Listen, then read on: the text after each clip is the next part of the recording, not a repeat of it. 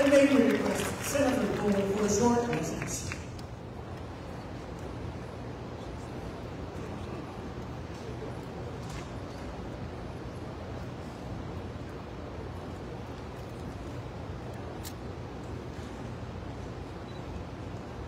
Magandang araw po sa ating lahat, mga minamahal kong kababayan ng Pilipino, ngayong adlaw sa Malaypon. Napapasalamat po ako sa Panginoong Diyos, kay Allah, sa buhay na binigay sa mga gabay at sa pagkakataong ito na manindihan ulit sa kapwa ko Pilipino.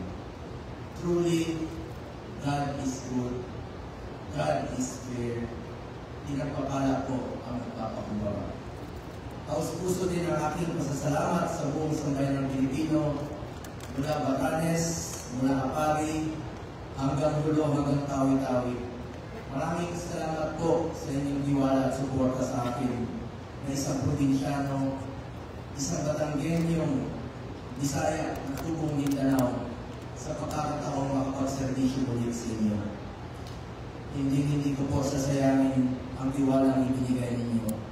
Patuloy po akong magsiservisyo sa inyo sa abot ng aking makakaya dahil bisyo ko po ang magserbisyo sa kapwa ko Pilipino. Hindi rin matutumbasan ang aking pasasalamat kay dating Pangulong Rodrigo Duterte na naging mentor at inspirasyon ko sa pagsiservisyo sa loob ng mahigit 2 dekada.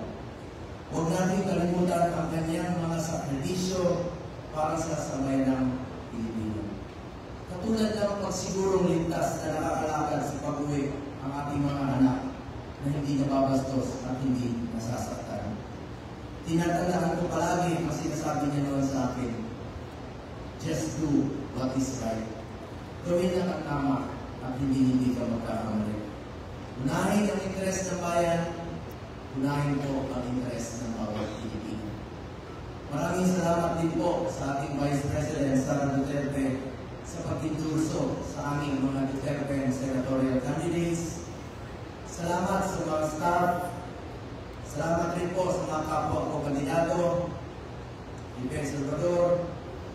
Lubos rin po ang aking pasasalamat sa mga bumubuo ng COMELEC sa pamumuno ni Chairman George Garcia at sa ating mga dinaralang ng commissioners, sa bawat empleyado ng COMELEC at lalo na sa mga guro na nagsakripisyo. Yung iba po, tinawid ang 7 oras para siguraduhin maayos at matagumpay ang ating eleksyon. Maraming salamat po, Senator. Thank you very much, Senator Go.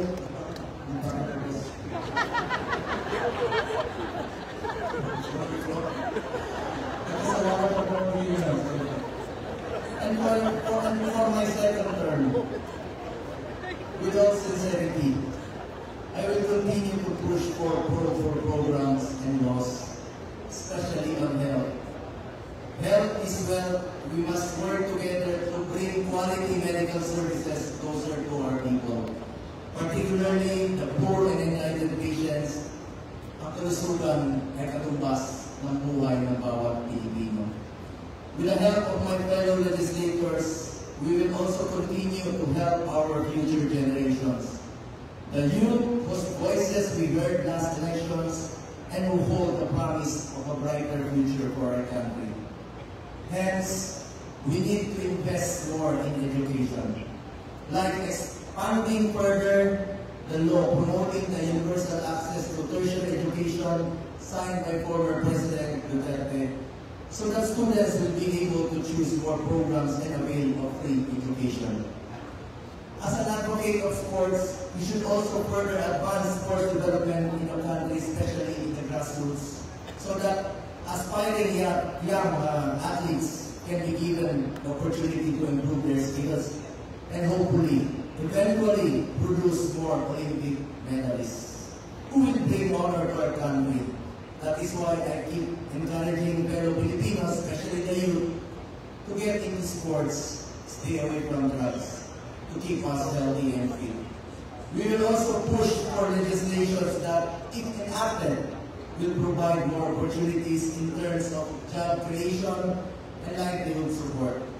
Together, we must pursue and strengthen food security in order to ensure that there is food on the table of our people.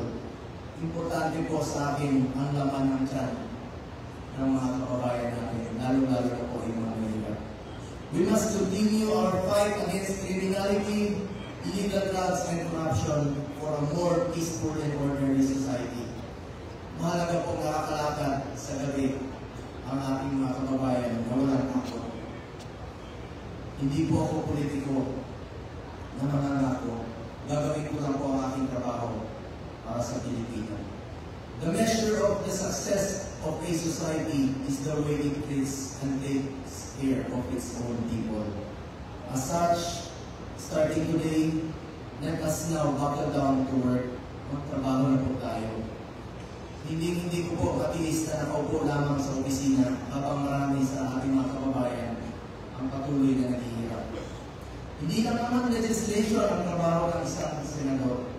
Kasama din dito ang mandato ang oversight para masigurong tama ang ginagawa ng mga ahensya ng gobyerno, representation para makinig sa inyong mga hinaing at maging boses niyo sa Senado, constituency, kayo yun bilang aming pinagsisilbihan. With all humility, I wish to be remembered not just as a senator, but as a public servant who puts first the welfare of our people at all times, particularly the poor and the less fortunate in life. Patuloy po ako magsiservisyo sa inyo sa abot ng aking makakaya. Sipag, pagmamalasakit at more servisyo po ang pwede kong ialay sa ating mga kababayan ng Pilipino. Minsan lang po tayo ladaan sa mundo nito. Kung ano pong kabutihan o tulong na pwede po natin gawin sa ating kapwa, ay gawin na po natin ngayon. Dahil hindi na tayo babalik sa mundo nito. Ako po, ang inyong Senator Kuya Bongo, patuloy na magsiservisyo sa inyo lahat. Dahil ako po'y naniniwala ng servisyo po sa tao ay servisyo po yan sa Diyos. Maraming salamat po sa inyong diwala at suporta. Mabuhay ang Pilipinas. Mabuhay ang mga Pilipino.